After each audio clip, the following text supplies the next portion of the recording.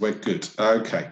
So, good evening. Welcome to an event with Jamie. We've put this together through friends, through different people, and Jamie has agreed to come on to tell us his story, his account of being diagnosed with and living with bipolar.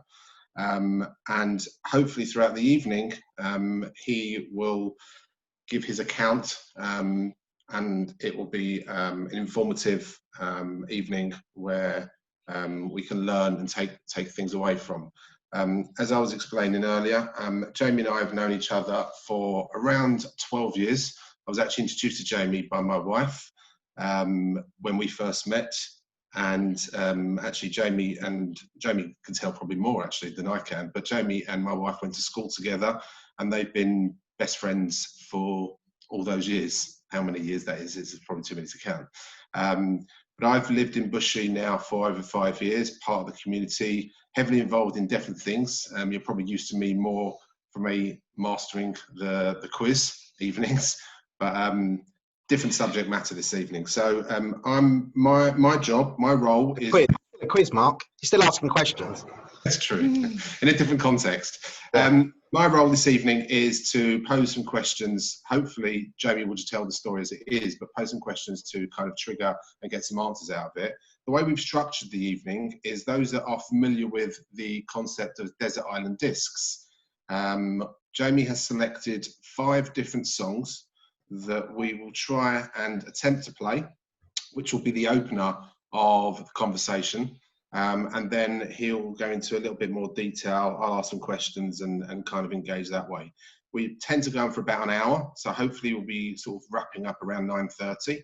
Around about 9:20, we'll sort of finish off. We've got 5 songs to play. We'll finish it off, and then we'll probably take some questions. At this stage, I'll probably ask those that are familiar with the chat forum within Zoom and maybe through Facebook, if Rabbi Nick is able to assist us, or Jacqueline is able to assist us, we'll collate some questions rather than going live with it, and then I'll then pose those additional questions to Jamie towards the end.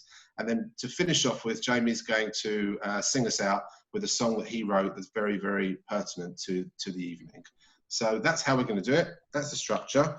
Enough from me. Before we crack on with the first song, I'm just going to ask Jamie to introduce himself. Oh, sorry. Before Jamie does introduce himself, I'm just going to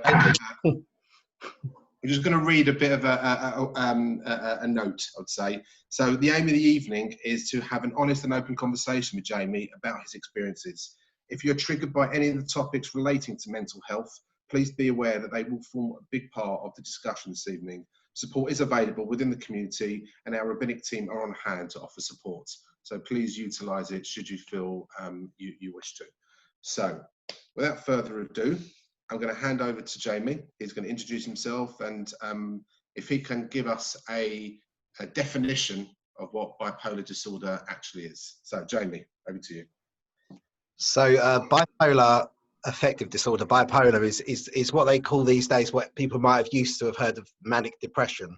So it's basically the same thing, but with a new name. I know that when I used to say manic depression, people used to only hear the word depression, and they used to think manic probably means like severe. So bipolar is quite simple, really. Bi means 2, pole means like polar opposites, 2 opposite ends. And bipolar really explains it. It means that your emotions are easily swayed from either being low and depressed or to being manic, which is not the opposite as in happy, but as in as the brain overactive and very manically working. It's a chemical imbalance in the brain. So it's where your brain is an organ that releases serotonin, which is a hormone. Usually most people it controls your emotions fairly well, but instead with people with bipolar, the serotonin level isn't so balanced and isn't so well, and if it produces too much or too little, it allows you to either become depressed or to become manic. I say it's for people that find it hard to understand, I say it's identical, in my opinion, to, although I'm no expert, but to diabetes, because diabetes, you have an organ the pancreas that produces the wrong amount of a hormone, insulin, and then it produces different balances with your sugar levels. And it's the same thing. You've got an organ that produces the wrong amount of a hormone, too much or too little, and it affects your emotions. The only difference being that with diabetes, you can take a little blood test and you'll know your levels, and with that, you know exactly what medicine to give yourself to change it. Whereas with bipolar, there's no tests at all. You have to wait to get ill before you can then go to the doctor and say, I'm not well. And then you have to try dozens, you can try dozens and dozens of different medications to control the ups and downs. Generally a mix of either antidepressants to bring you up, antipsychotics to bring you down, and mood stabilizers to hold you in the middle. Thank you. I think that's a very descriptive and hopefully understandable explanation there. Just before we play your first song, Jamie, can you just give us, where you grew up, bit of kind of background history to you and where you are now? Yeah, sure. I grew up in the world, but in a very loving, supportive family. You'd say a normal sort of family. Great parents, a brother and a sister, all got on very well. A traditional middle of the range Jewish family. My dad insisted we had a good Jewish education, so we all had the options of how we wanted to live our life. It's more easily chosen when you're informed and you know what you can choose. Went to a good secondary school, fairly academic, degree. I'm a surveyor. Good family life, good Jewish life, good friends. I guess nice. I mean, everything couldn't have been better, really. So I'm very lucky. And I believe you have two beautiful daughters. I have two beautiful daughters. Okay, yeah. And then I've been married twice. So I've lived around the areas, depending on where who I've been living with. And I've returned to Essex after a few spells in Northwest London. I have two beautiful 6-year-olds, Chloe and Libby. And who go to Sinai School. And I mean, if you met them, I wouldn't need to say any more. They're just, us parents, we're not biased, but they are amazing children. Well, thank you for that, James. Let's crack on to your first song. So we're just going to play it. Hopefully, everybody will hear it because we are playing it through another device to ensure that it's heard, and then those that can try and have a bit of a guess play in their heads. But we will tell you what it is. So let's give it a crack.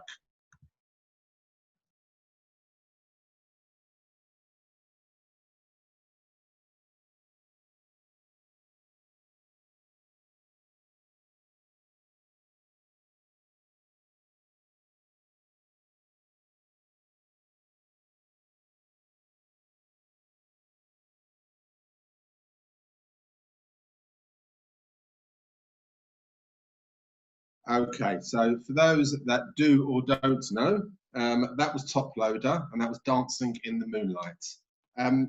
So what does that mean? What's that song mean to you? Where does it come from? I'd love, as I was listening to it, I was thinking I should have some amazing interpretation of what Dancing in the Moonlight means. Like it could be linked with some sort of manic episode, but it doesn't really. It was in the early 2000s, and it just reminds me of being at barbecues and parties. It was such a happy song. I remember how I used to dance to it. I remember that I was drunk most times I heard it. And that, for me, it significantly reminds me of the 2 or 3 years of lead up to being diagnosed. Because for me, I was having a manic episode that was getting more and more manic over 2 or 3 years, which means I was getting more excitable, more energetic, much less sleep. I also had an incredible headache that just wouldn't go. I was working 15, 16 hours a day, going out in the nights, coming home for 2 hours sleep. And it just reminds me of, in theory, happy times, because I was just always happy, but I was also drinking a lot and partying a lot. And I mean, I can picture it all, but it looking back on it, and even my friends at the time, a couple might be watching, said to me, they sat me down one night to say, what is wrong with you? You're just you're nuts, sort of thing. And so that song for me reminds me all the time of the incredibly energetic period for a couple of years leading up to diagnosis. Because when you're manic, it's like, not that I know, but I think it's the equivalent of like taking cocaine or speed and just being off your head and high, basically. So for those couple of years, at first it was quite fun and nice when it was on a sort of copable level. I suppose it kind of wilted away after the time. I guess, how long did it take to get the diagnosis? What was the kind of the process in which you've had all these events, you've kind of on these highs and having what you deem to be fun and happy times, but then realizing friends, family were saying what's the matter, what's wrong with you, and then realizing that actually something isn't quite right. What was the process through that?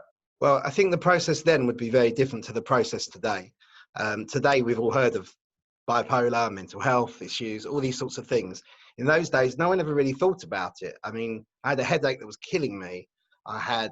What year was this? What year was this? Where are we talking roughly? Probably talking about 2000 to 2003. Okay. Yeah. Yeah, for a year. I mean, I lived on my own for a year before I was diagnosed, and most nights I was having to take 1 or 2 bottles of wine to bed with me. Wow. Just to be able to sleep, because you're so high but in so much pain. And if you think about it, I would say it's the equivalent of, you put your washing machine on and the washing machine works, but if you put it on 100 spins and each one of them you put them on straight after the last one, it's still working, but eventually you're going to get a bit of noise, then it's going to start shaking, then it's going to start blowing, then it's going to get smoke out of it. And it's the same thing. A human body and mind can work as much as you want, but it's just like anything else. It's going to wear away and it's going to have its effect. So those 2 or 3 years, I was going to doctors all the time about the headache. So they found the liver problem, they find your blood pressure problem, they find, brain scans, everything. No one ever thought to say about a mental health issue. And when you were going to the doctors, did you feel that they were being definitive about, what did you think, these people are crazy, they don't really know what they're doing, I'm just going to go away, I'm not going to bother? Did it get to a stage where they can't find anything wrong, so why should I bother? It got to the stage where I remember my mum came with me to the GP a few times, and the final time the GP said, well, if these pills haven't worked, and I'm sorry to say, I don't believe your son's got a headache. And I thought, I wanted to knock him out. I mean, what do you mean I haven't got a headache? He's killing me. But okay, so the pills weren't working. But as I say, I mean, thank God, today, mental health awareness, we have all these things and everyone's aware.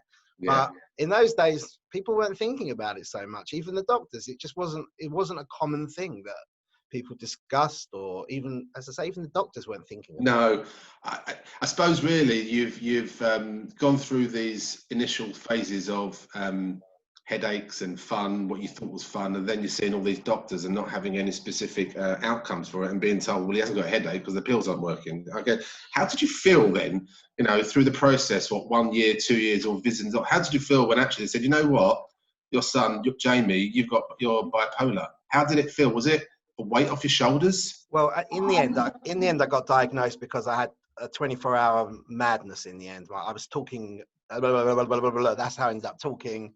These concepts. I came up with the idea that we all lived on our own planet, and that if I've known Mark for 12 years, he's on his planet, and our planets go next to each other for 12 years, and then they separate until in the end I just ended up wailing like a baby and just had a fit, like just everything exploded. Went to the doctor, and the GP said, oh, well, that's nothing new. The Greek philosophers were saying that thousands of years ago. And I remember saying, yeah, but I ain't no blinking Greek philosopher. And he was like, yes, that makes good sense. And then said, you need to go and see a psychiatrist. And when they said you got bipolar, I'd never even heard of it. I didn't even think I knew what they were talking about. But it wasn't a relief to be diagnosed. I always say, you don't feel well, you keep looking forward to your doctor's appointment. The truth is, you get to your doctor's appointment, you don't feel better the second you see a doctor. But they took me straight into hospital, and within 2 or 3 days of being in a psychiatric hospital and taking antipsychotics, my headache went, and I felt a bit of relief. Was it a case of, obviously there's relief from you, and you've got your mum I've met a few times, and your sister and your brother, and you've gone in to see the psychiatrist, they've given you this medication, all of a sudden what do you think was going through their minds at the time, and your friends as well? What was the kind of relationship, or maybe as much the relationship, but what do you think they felt at that moment? Gosh, I've never thought about it. Sorry, Mum.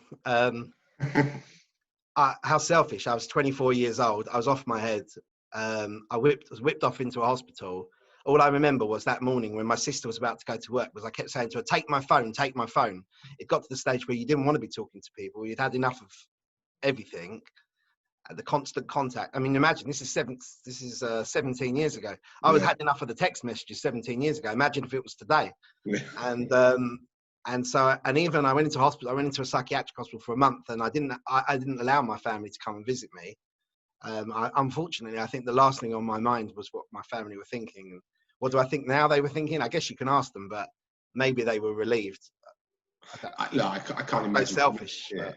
I don't necessarily think it's selfish. I'm sure you had other things on your mind that you were racing away thinking about, but it's just it's always that thought of what others may be thinking. I guess in the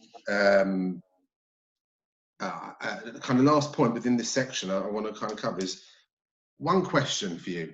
If you could go back and give 2003 Jamie one piece of advice and take away the kind of technology that's moved on just purely for where you are today to where you were then, what would you say to Jamie 2003?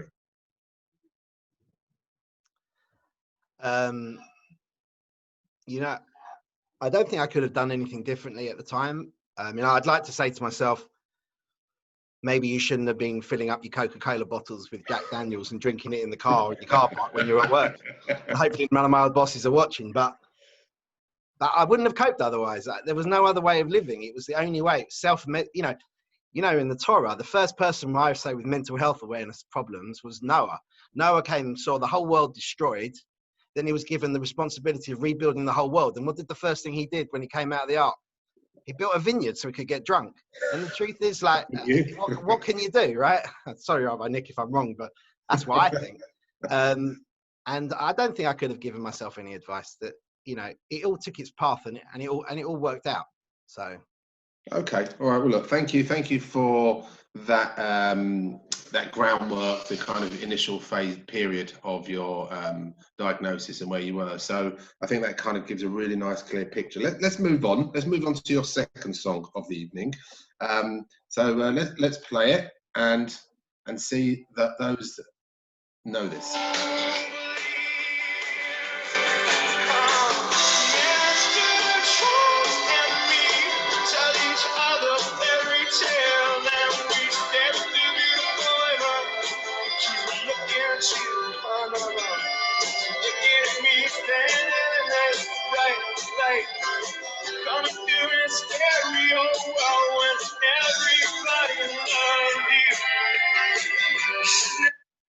Okay, so again, for those that know, it's one of my favourite songs actually. It's Counting Crows from the album August and Everything, and it's Mr. Jones. So why? What's relevant about this particular song? That album as a general had a big impact on me. In those months leading up to being diagnosed, when I used to drink all night at home on my own through the night, it was one of the songs on that album that I would just put on repeat and listen for 6 hours in a go. And for me, although I'm involved, I like music and I write songs and so forth, I can be ignorant enough to say that it wasn't even necessarily the lyrics or anything like that. For me, often it's just the feel of a song. And, my brother would say, I don't like listening to Counting Crows. He always sounds like he's depressed. And yeah, I could connect with a guy who sounded like he was in pain. He sounded like he was in pain. And I guess there was a comfort in hearing someone else that was in pain. And in that song that you just played specifically, the last line that they just said was, he's talking about he wants to be famous. He wants to see himself on TV. He wants to be a big rock star. And the last line you played was, when everybody loves you, you'll never be lonely. And he's being ironic, It doesn't matter how many friends you've got or anything. Sometimes you just always feel lonely. You feel like you're on your own, and you can have 1,000 friends, you can have all your family. And did you feel in the period of being diagnosed and the period of, because I think you mentioned when we spoke about this the last couple of days, you'd mentioned this song relates to kind of the lead up of the diagnosis and your first hospital stay. Did you feel alone? Did you feel there was support. Mental health today is about, we're told, there's a lot of support out there. There's huge amounts of network. Obviously, it wasn't, as you say earlier, it wasn't as freely available. Yeah. So did you feel alone? It doesn't matter, as I say, it doesn't matter how much support is out there, unfortunately. When you, in your head, when you feel alone, alone doesn't necessarily mean that that you don't feel that there's people supporting you. Alone in the sense that you don't think anyone actually really understands what's going on in your head. You don't understand what's going on. It's not like it's a pain that throbs every so often. It's something that lives with you 24 hours a day. And you are alone in there. We all are to an extent, but you just seem to concentrate on the fact that you are alone. For me, when I went to my first hospital, there was a big lake there, Grovelands Park in Southgate. And I used to walk around the park, around the lake every day, just listening to those songs. I mean, it reminds me of my stay there. It was depressing. I wasn't even depressed. I was manic, but I suppose I was depressed as well. I mean, do you find it hard to listen to those songs now because of what it reminds you? Or do you find them comfort? Some of my friends know that they only get played when I'm not feeling well. Okay. It not because I feel uncomfortable at other times. I just can't help it. It's like I guess it's like a kid with a comfort blanket. It comes out when I don't feel well. Okay, that's understandable. And you said that this relates to being in the hospital. Let's focus. How do you? I guess the question is not, enjoy or like being in hospital, but do you find it a sense of relief that you say that the disorder leaves you alone and there's no one else that can help you? But when you go into hospital, obviously there is a 24-hour support there for you. Do you feel that, or do you? It's 24 hours. Someone watching you 24 hours a day. There you go. Do you feel the support there? Do you feel the need? In the early days, did you? The early days was weird because I was the 24-year-old Jewish kid from a nice middle-class background, and all of a sudden I was surrounded by people, because it's all group therapy. It's a theory that it works, and I'm surrounded by these nutters. I mean, that's all I could think of. Like I couldn't understand what was coming out of their mouths. This one's doing this to themselves. This one's doing this. I'd never heard of these things before. All these things now that we all read about all the time, it was the oddest experience. And I wasn't thinking anything in those days. There was no comfort. There was no nothing. It was just, in fact, actually, most days it was, when can I go home? But you're off your head. Later times you feel relieved to be in there because you can keep your distance. You can stop the phone calls. I mean, I could go to Sri Lanka, I suppose, and turn my phone off, but it's a support. They put you back in a routine. It's not like when you're in hospital and they bring your food to you. You have to go to the dining room for your food. You have to get up and queue for your pills. It's all a routine that they put you back into, trying to put you into a systematic normal life again. And later stays, there's definitely relief. I mean, there's a relief because you go in. Sometimes you go in because if you don't go in the next day, you're not going to be there anymore. Yeah. And the relief is that you have got someone to stop you doing the worst. Yeah. Okay. All right. That's fair enough. All right. Well, thanks for that, Jay. I think that it's obviously hard to go over these things, but it's very much appreciated. So it's not hard in my head. It's just odd saying it out loud. No. Okay. No, I appreciate that. I absolutely appreciate that. Okay, so let's focus on. Let's move to our third song for the evening. I should have prepped my wife as playing the songs.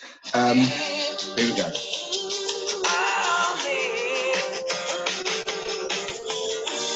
So maybe tomorrow I find my way home.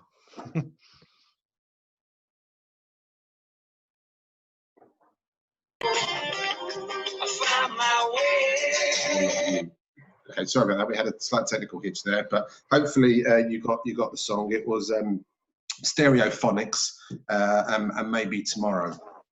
When we were talking the other day, Jamie, you said to me that the years after diagnosis, it was all about trying to lead some form of normality, some form of normal life, and coming to terms with how your life should lead. So what this song, you mentioned this song. So where does this come from? What kind of triggers memories for you around this song? Well, you come out of hospital for the first time, and you get a couple of months off work because, you know, you're recovering, and then you're back into normality and normal life again. You have to go back to work. You have to focus. You have to earn a living. You got to pay your mortgage, and you have to find a way. I mean, it was very difficult in those days. Also, even, and thank God I got private healthcare, but in those days, even private healthcare was different. You got 28 days stay in hospital every 5 years. So within a year of being out of hospital, and I mean, it was never smooth sailing. It's never been smooth sailing for more than a couple of months at a time. And I couldn't go back into hospital because we didn't have any cover. And this song is a bit like Counting Crows. You know, Stereophonics got that rough voice, and it kind of you can feel he means what he's saying. And he was singing, maybe tomorrow I'll find my way back home. And this song always just struck home with me that hopefully I'll find my way back. You know, hopefully things will go back to normal. I'm doing this tonight, and I speak quite a lot at events, and I write the songs and stuff like that. But I strongly, this isn't how everyone feels with bipolar, but I strongly feel that I just want to get back on with my life and forget about it. People often ask me, "Oh, which is this pill that you take? This pill?" I don't know anymore. You know, I just take my pills. I forget about it. I go to bed, take my pills, and hopefully I'm all right until I'm not all right. And that's what I was hoping for, and that's how I tried to live my life. You know, go back to normal, get your job again. You mentioned life. You mentioned just before we played this song about you know, normality or being in hospital and having the thoughts and trying to, you know, them forcing you to kind of live a life. Forgive me for being intrusive, and if you don't want to answer it, it's completely understandable. But you know, you talk about Stereophonics being living a normal life, and then you talk about the complete polar opposite, excuse the pun, of course, the opposite effect of being in hospital and having these strange thoughts, dare I ask, suicidal thoughts. How do you contrast that? You know, did that really trouble you? You know, how did you deal with that? It can be hard to do the normal functioning things. Yes, you go to work every day, and someone's paying you to work for them. And you think about how much they're paying you per hour, if you want to break it down like that. And then you think about how many thoughts you're having in opposite directions. And it is difficult. That's what I wanted. I mean, a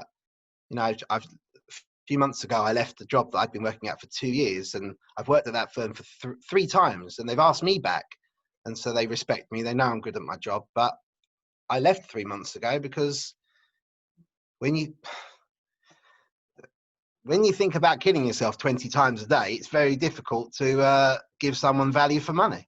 Yeah. And it's difficult. And at one point, before I left, I was taking a break every hour or so for 10, 15 minutes just to play a game on my phone somewhere else in the office, because they knew it, but like I just couldn't do it anymore. But so you become accustomed and you change what you're doing. And I left that so I could go and get a job with more flexible hours and maybe a little bit less pressure, and to still function, go to work, pay your bills, support your family. You have to find a way around it. You have to find a way around it. You can't. You don't have to. There's plenty of people that have the same illness, that feel just as ill, that take just the same meds, that knock you out and kill you every day, that don't do that. But I'm determined to find a way around it, and I'm determined to be Jamie Raven, not Jamie Raven who's got bipolar. Well, I think that's very admirable. I think that's an amazing perspective to look at. But in terms of your work, your profession, you talk about you're a surveyor. You know, in 12 years that we've known each other, you've all the houses that you've spoken to me about, all the kind of this house, you do this to this one, you know, all the things in terms of property that we've had many conversations about. How have you? Is that a comfort? You know, not being, dare I say it, not being fixed to a desk 24/7 and having just to look at a computer screen, being able to get out and view properties. And has that been a kind of comfort, knowing that you can, I know this is a bit of a contradictory question, but be alone in the fresh air and get your thoughts straight? I don't know if it's necessarily alone, but it allows you a certain amount of flexibility. Even if you're leaving the office and you're just going to your appointments the back bit in your car, at least you've got a bit of space. For me, I mean, you're fairly right. I hope this doesn't say anything rude to anyone who's watching, but I wanted to do at one point I wanted to do accountancy, and my mum said to me, you're just going to be so bored. And I didn't know what I wanted to do. My late father was a surveyor. My late grandfather was a surveyor. We had a comfortable life. I took the option. It gives me comfort now because I believe there's a comfort level in knowing that you're good at something. And I've done it for 20 years now, and I feel I'm good at it, and I can give clients good advice, friends good advice. So I think there's a comfort level in feeling confident in knowing that you are good at certain things. That's a comfort level. You say that, so I know that you have run your own business. You are running your own business, and you can feel free to give yourself a plug at any point throughout the evening. But you said you also work for people. You work for different people. You work for the same person 3 times, and they still want you back. You're either doing something very right, or they're, dare I say it, no, they're not desperate. I'm only joking. But I don't charge a lot. maybe so. But how? When you work for someone else and you've got this and you go through a manic, you go through an episode, what do you think they're thinking? And they've asked you back 3 times, so it kind of happened that much of effect to them.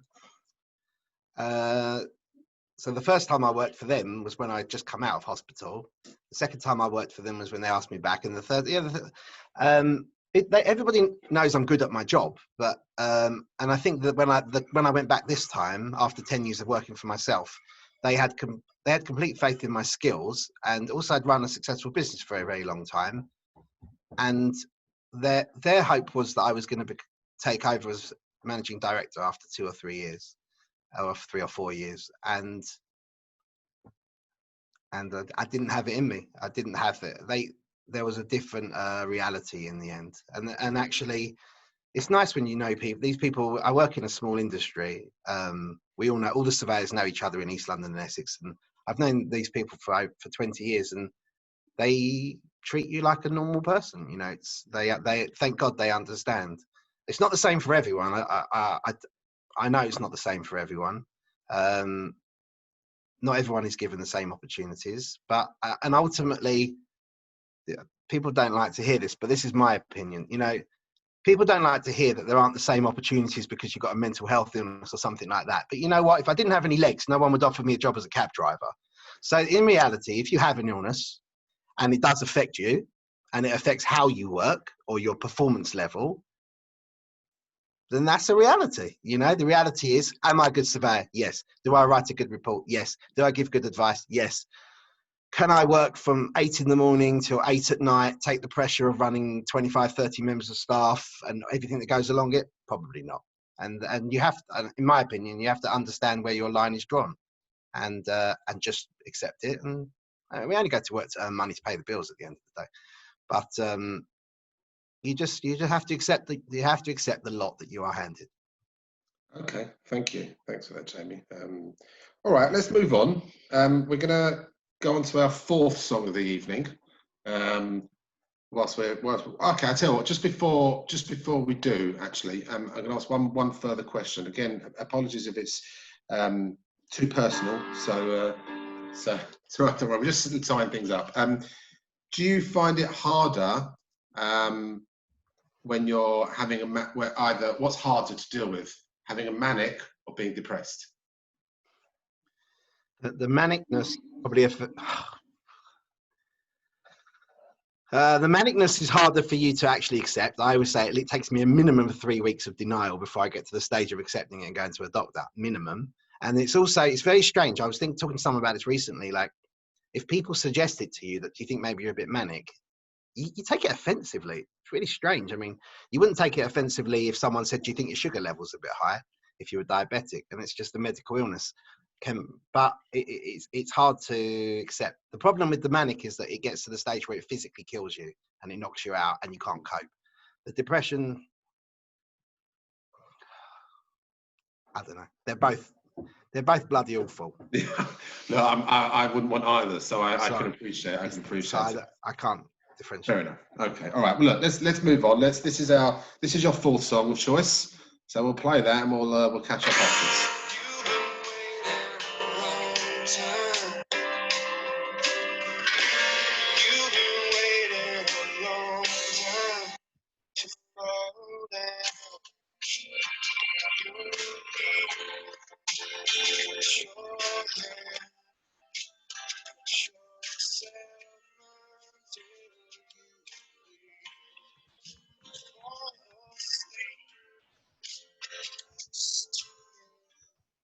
Okay, we're back to Counting Crows again. That's Black and Blue.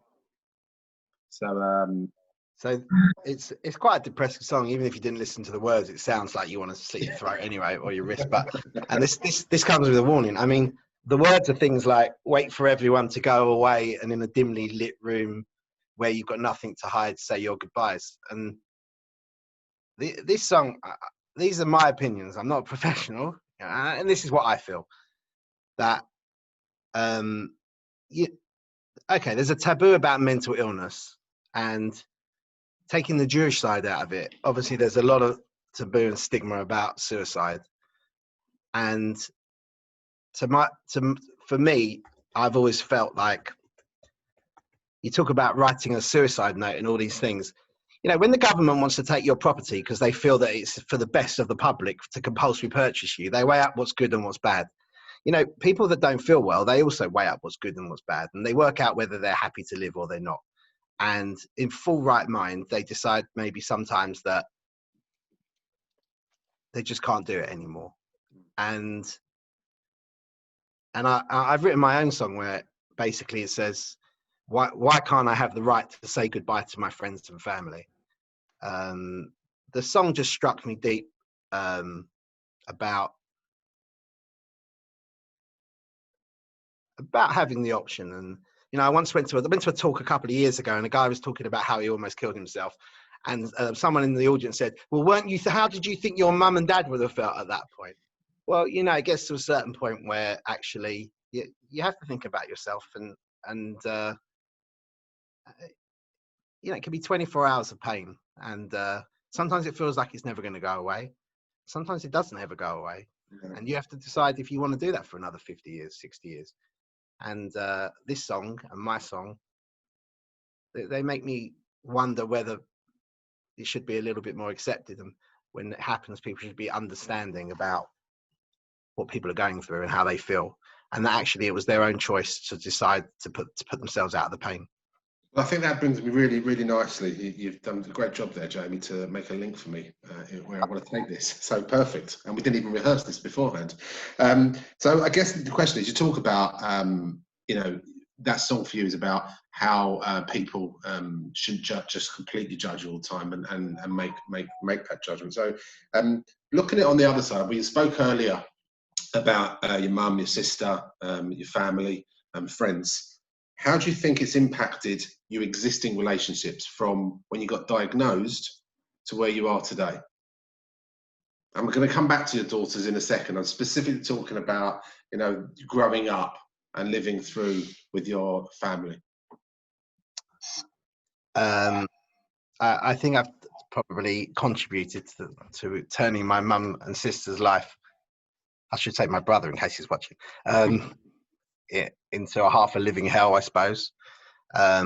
If I don't respond to text message or haven't phoned by midday or don't answer the phone, you know, they're up in arms, and that's what they have to live with that every day.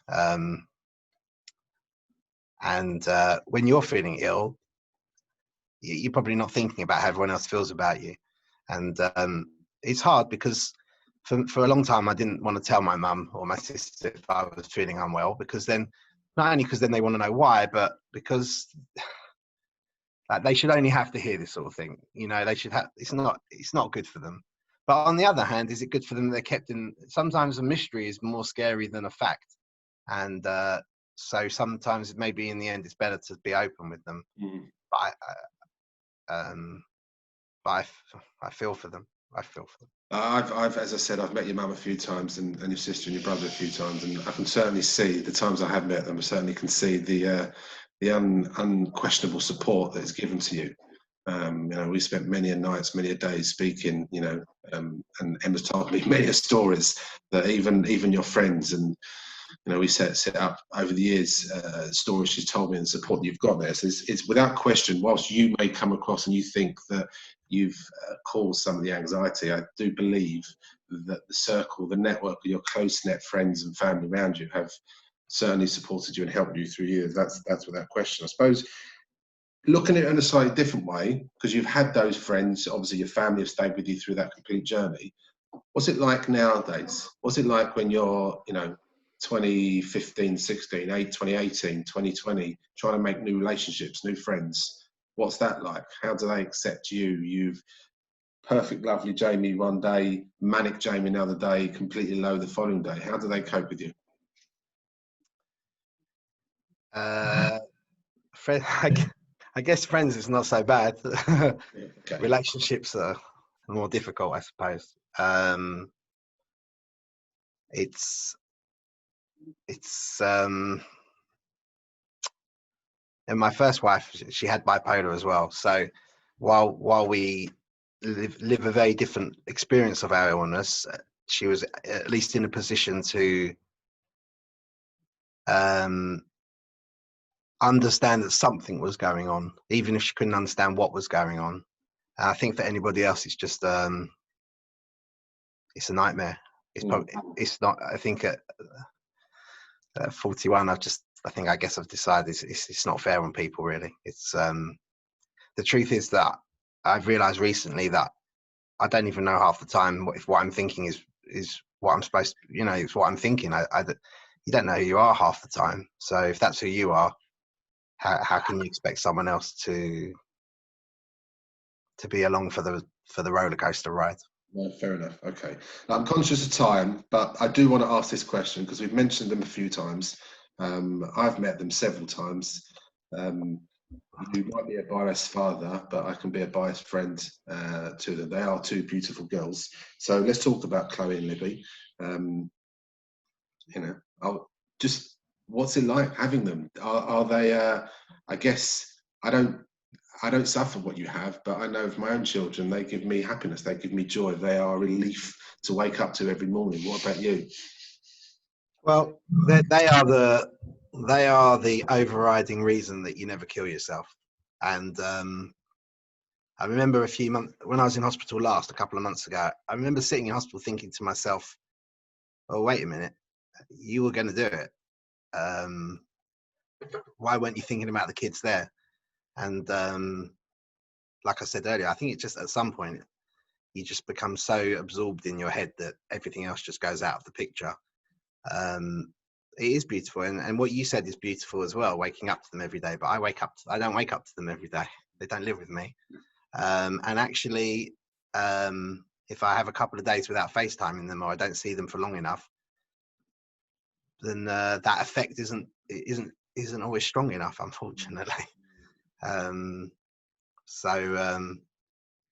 But they are beautiful, beautiful children, and it does worry me. Like on the one hand, you asked right at the beginning, like, were people looking out at the beginning? What were people saying when you weren't well? And the science is that with two bipolar parents, that there's an 80% chance that one of your children is going to have some sort of mental health illness. And even today with a friend, I was saying, which one do you think it's going to be? Which on the one hand is good because you're watching out for them. You can get them help early if it happens, God forbid. On the other hand,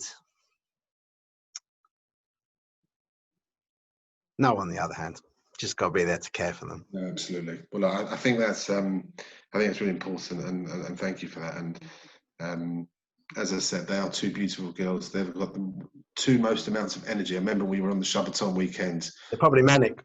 I think they were possibly, but I think they were one of the last two girls up. I know that Chloe was still going. Libby was half asleep, I think, but Chloe was still going. Other way around, but it's hard to get twins, Never get them. For what it's worth, I never get them right. So there you go. Okay, well, look, let's move on to our final song. We're taking a completely left field approach with this one. I'd never heard. I have to do a Jewish song. What can I do, right? Right, exactly. Although Counting Crows, the lead singer is Jewish. His parents are Russian refuseniks. So we've got like. So I'd never heard of this song. Thankfully, I'm going to thank Rabbi Feldman for giving us the link to this one. So here we go. And Sadie made a kiddish Friday night. And Sadie, oh my Sadie, how I love him so. And Sadie used to teach me wrong from right. His eyes lit up when he would teach me to run. He taught me every line so carefully. Okay, so I'd never heard of the song, which is, but you obviously have, and it obviously means something to you. And it's obviously, I think, being where we are, being the environment and the kind of the hosts, I think, and I'm knowing you. Let's look at your Judaism. Let's look at who you are, the journey you've been on. What does this song mean to you? This is a song that, as a teenager, I used to sing a lot at Jewish youth study group camps when we used to go and have onegs and Shabbat and so forth. And it's a song I've always played on the guitar. It's actually a song that I can admit that I don't think I can actually play it and sing it without seriously getting choked up. For there's a certain point, and I have to stop for a second. But it's a song about two things. It's a song about someone singing about their Zaidi. He's talking about what his experiences were like through the Holocaust and his books and so forth. And he went away to summer camp and he came back, and then all his grandfather's books were packed and stored away. And he asks the question, who will be the Zaidi of my children? Who will be the Zaidi if not me? Who will be the Zaidi of our children? Who will be the Zaidi if not we? And the song has two significant meanings. One is the for me, I guess I cry because I miss my grandfathers. But so it gives you the indication of the importance of family. For me, I mean, my family have been. I wouldn't be here without my family, obviously, because I wouldn't have been born. No, they're rocks, and it's and not everyone has that, and not everyone has families. Not everyone has families that are amazing as mine, and I had the most amazing life growing up with all my grandparents. I didn't lose my first grandparents till I was early 20s, and I've still got a 96-year-old grandma who I speak to every day. And so for me, the song's about how important your family are, and then the importance of who will be the Zaidi of our children doesn't mean who's going to be their granddad. It means who's going to teach them Torah, and who's going to continue to teach Torah, to teach what Hashem has given us. And through the hardest of times, and even without the bipolar, I've had a really challenging few years recently, and it got worse, and it got worse, and it got worse. And it always seems to get worse all the time. But the only thing to hold on to for me was that, Hashem has a plan, and the plan doesn't mean it's going to get better one day. The plan means he's got a plan, and that's the final acceptance of bipolar, whatever it is, all the crap that gets thrown in your life, that it's part of what he wants for you, and there's a reason for it. And it could just be a reason. I walked into Golders Green Chabad for Friday night a few months ago, and the Rebbetzin said, it's mental health awareness Shabbat, can you speak? Sure. So I spoke to 100 people. Then a guy in his about 50s comes up to me, hasn't got any friends with bipolar. He's got bipolar. He's a real mess. And now he can phone me. I don't know. So I guess there's a purpose to all these things. And Hashem's got a reason. And the song reminds me of that fact. You kind of touched upon it, that you've had a challenging couple of months, but let's look at it more specifically, or a couple of years rather. Let's look more specifically about how have your beliefs been challenged? How's your Judaism challenged you, or it been challenged through bipolar? I'm of the pure belief, because this is what it says on the internet, that bipolar is a medical illness. Chemical medical illness, and for that purpose there's never been any question how having bipolar relates to my belief in Hashem. The two I don't see the two as any conflict at all.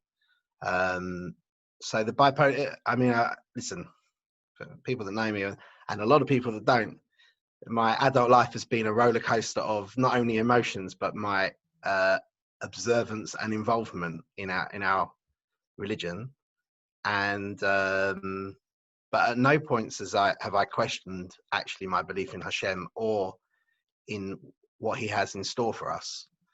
And if anything, it's this song and a few other songs that even when I was in theory my most distant away from the life that maybe I'm living today or that others are living on tonight that are watching, that the songs were with me. I could have been in the most different physical situation, and I was still sitting at my piano singing these songs. So for me, the music has allowed me to certainly stay connected. When I left Chigwell a couple of years ago, the rabbi said to me that, and I was discussing where I might daven or so forth. The rabbi said to me, but just make sure you look around, because I know that for you, when you're davening, your connection is through the songs and the tunes, and so it's these songs that have allowed that to continue wherever I am and however I am behaving. You couldn't have said a true word. I remember coming to your house for Seder night. I think maybe it was, I think Emma and I just got married, and I remember sitting around your Seder table. There was about 15 of us, and we were not allowed to leave the table unless we were singing. We were not allowed to leave the table unless we partook. And the creativity and the innovation you had in making a Seder that had, I think it was your sister's kids, they were younger at the time, that were there. It's just amazing. And I echo your point. You were saying that music and artistic creation around Judaism, around what you believe in, is fundamental to who you are and what you believe. So I thank you for that time. And I'm conscious of the time, but I got there's a couple of things I want to try and do. I've got one last question for you. I then want to open it out. If anybody does have any questions they'd like to send through for me to ask Jamie, please feel free to put it onto the chat, onto Facebook, and we'll try and somehow to get. If you do want to ask it on live, then just let us know. And we can, you can do that as well. But I guess the final question for me, and sincerely thank you for sharing your experiences and your journey, your story. My last thing is, what would you like tonight's audience take away from this evening? What's your clear message from everyone to go away with? Not that we've really focused on this, but my belief these days is that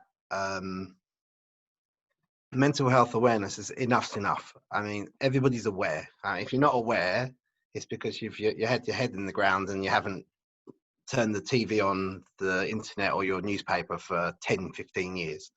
And it's working because, as I say, if I said to everybody, I did this when I did the talk recently, put your hand up if you never heard of bipolar, everyone had heard of it. I hadn't heard of it when I was diagnosed 17 years ago. So awareness is working. My request of people is to go from awareness to education, and to actually start to understand what people's illnesses are about, and to try and get a better understanding of what they're actually, what it might be like for them. We pledge ourselves to love our neighbor as ourselves, but in Pirkei Avot it says not to judge another person until we've walked in their shoes. And it's kind of similar. You shouldn't judge. How do you love your neighbor unless you know what it's like to walk in their shoes? So the sort of idea is, my request, and what I'd want people to get away, is that even if they go away and spend 10 minutes going onto Google, just type bipolar, go on the NHS website, read it for 10 minutes, and that's it, and you have a better understanding. Thank you. I think you're absolutely right.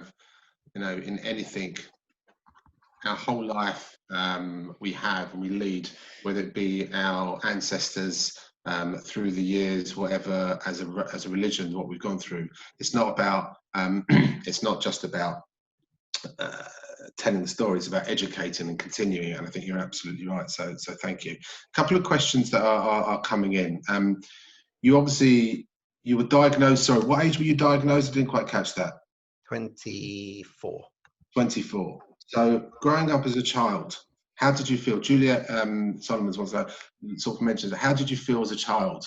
Did you feel different? How was it? Nothing different. I wouldn't know what different is, but I don't think anyone would ever have thought anything different. I was one of those very happy kids that I was a bit shy, believe it or not, but I was one of those kids that all your parents' friends really liked, and you got on with everybody, and you were fun, and you were sweet, and it was just there was unfortunately nothing to spot to help for later on. I felt, in general, very loved and cared for. Okay, that's good. Thank you. One of the audience members tonight has did the Jamie mental health first aid course, which is quite apt given who you are. And they did it through the synagogue. After me. Yeah, absolutely. So they are now officially a mental health first aider at work. Relatively Their new. phone number, please. Well, it kind of contradicts really the question I'm about to Within ask. a few hours. The question is what advice might you give someone relatively new to this about how to talk to someone who might approach them, approach me with a diagnosis such as yours? What advice would you give about dealing with that person that may have bipolar? So if you're approached by someone who says they've got bipolar and they need a bit of help, yeah, if they're diagnosed already, I'd say first maybe ask them if somehow nicely if they're taking their drugs, because I would say that it seems from my experience that a lot of people that don't feel well is because they're not taking their medication. Are you living all right? Are you sleeping okay? Are you eating okay? I guess, is there anything I could do for you? As I said, I met someone recently who I think needed some help, and other than those sorts of conversations, all I could do was check in with him every couple of days, and just, I mean, I know I said at the beginning that when you're lonely, but it is still nice to have all these people out there for you, and I guess just letting them know that you're there and available is probably a good option.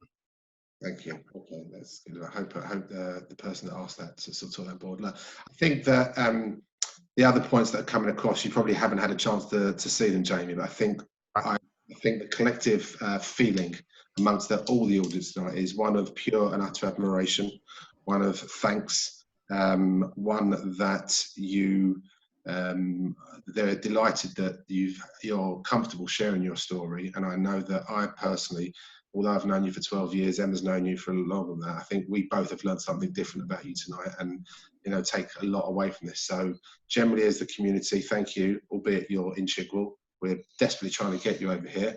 Buy me a house if you like. Yeah, fair enough. So we thank. I hear you got a flat in your shore. I could have that if you like. Yeah, absolutely. I'll refer that to the rabbi and maybe to our chairman. But that's not it. But thank you. You're amazing, Jamie. So just to finish off with, if there's no one else that wants to say anything, you wrote a song. Someone's got their hand up. Sorry, you want to? Sorry. I thought you were just waving at me. That's what I thought they were waving. Yeah, did you answer the question? Hi, I'm just. You're unmuted. Yeah. Hi. I know Jamie since he was a little baby. Well, we lived in Chigwell for 34 years. I must say his family was fantastic. His mum was such a great friend of mine, and we never spoke about it. Everything was fine. Nobody, nobody said anything. Life was totally normal. Obviously, it wasn't spoken about it, but we led a normal life. And unfortunately now I understand what your mum went through, or what your mum, what you just told us. So thank you very much for sharing this with me today. And give my love to your mum and all your family, Jonathan and Rachel. Thank you. I just to say that, because I so strongly believe that it's just a medical illness, and I know people have physical medical illnesses they don't like to talk about, but because I just feel it's just a chemical imbalance, it does this, it does that, it does that, I never feel like there's anything to not want to talk about, because it's just an illness. It's just something that happens. And other people suffer mental health issues because of circumstances in their life, and that might be more difficult for people to discuss openly because they don't want to talk about their personal circumstances and what's happened in their life. But for me, it's an illness, and so I'll talk about it as much as I'll talk to you about Everton or Guns N' Roses. Fair enough. Okay, well, look, I just want to, once again, thank you, Jamie, for sharing it. I want to thank my wife for introducing me to you, and thanking her for the two of you helping getting us set this up, and I guess thanking the Shawl for allowing us the platform to have this conversation. I'm going to stop talking now. You introduce your own song. I've got a song which I wrote 16 years ago, and but a few weeks ago I made a video for it, and it seems in these days you can't actually share music with people without a video because people can't keep their concentration long enough to listen to it. So I made a video, and it seems I've named it Inside because that seems to come up in it a lot, and and Mark and I've been asked if I'll play it and sing it.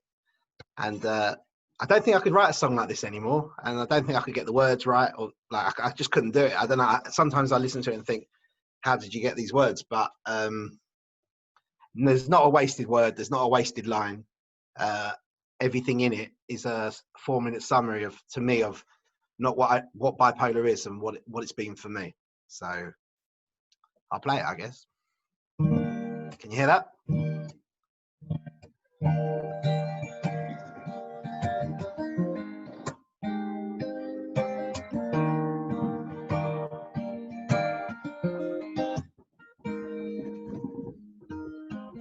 Fall down in front of the 40-inch screen. My legs can see to the exhaustion in me. All of a sudden, the effects of the button that's labeled self-destruct, and people wonder how I got there. So do I know it happens when I start to forget. I'm cruising high, I'm flying my private jet. They call it denial, but to me I'm on trial, where everybody's watching me. They think that they can judge me. Only I.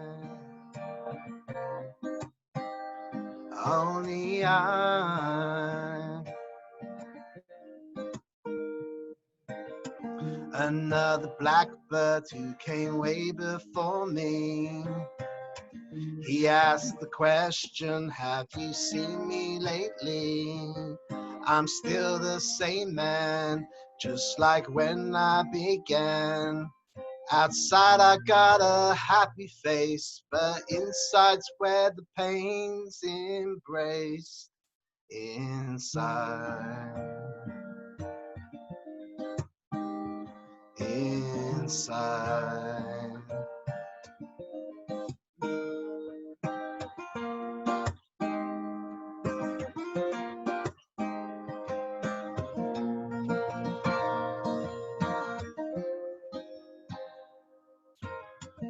It's not enough that all this happens to me.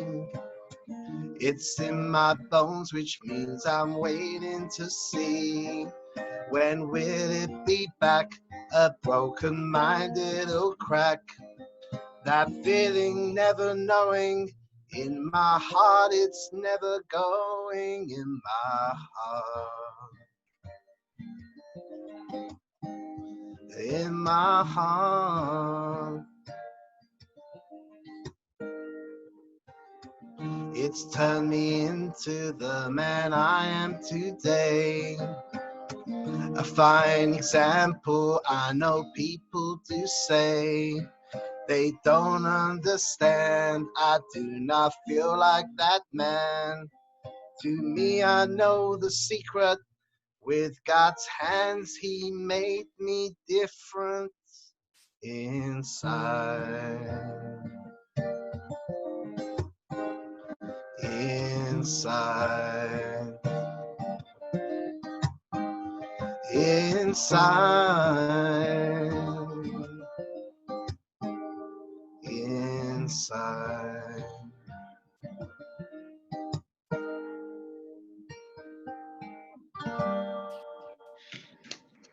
Thank you very much, Jamie. I'm just going to add something, because I wrote that song 16 years ago. Thank you. And then in it, there's a line where I say they call it denial, but to me, I'm on trial, where everyone's watching me and they think they can judge me. 16 years ago, that was what I thought. I'm on trial and everyone's watching me. But actually, I've learned as an adult that it's everybody everyone's only watching you because they care. And everyone's only watching you. They're not judging, they're observing to make sure that you can get the help when you need the help.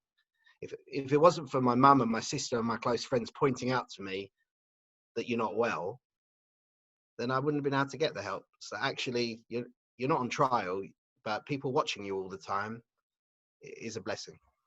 I think to end there is pretty pertinent, because I was just, whilst you were singing that song, I was scrolling through the audience, and being an Essex man myself and moving over from what some people call the dark side to the other side, I think it's fair to say that people have been watching you tonight. People haven't been judging you. People have been listening to you, and not only we call you know, this is being hosted by Bushy Shaw, but it's fair to say that this the amount of people watching you is cross-communal, because I've seen there are Essex people, there are people from Bushy, there are people from all over, and I think that the story that you've told tonight is moving, is emotional, but is inspiring and is uplifting. So once again, Jamie, thank you very much for that, and I know that we're hopefully going to see each other soon once we officially get out of lockdown. But for me, thank you very much, Rabbi Philman. I don't know if there's anything you want to add at this moment,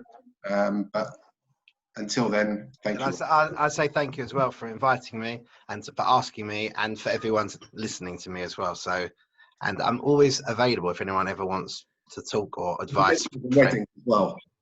Guitarist to play for this. If you're ever feeling depressed and you want to hear my song again, let me know. No, but, thank you for listening. Thank you. Just a big thank you, Jamie, and a massive thank you to Emma and to Mark for being good friends to our community, and good friends to you, and being such wonderful people also. And God bless you, and you know, your journey is one that hopefully can be an inspiration to many, as it has been this evening. So we're just so grateful and humbled by what you've shared with us. Thank you very much. For sure. Good night.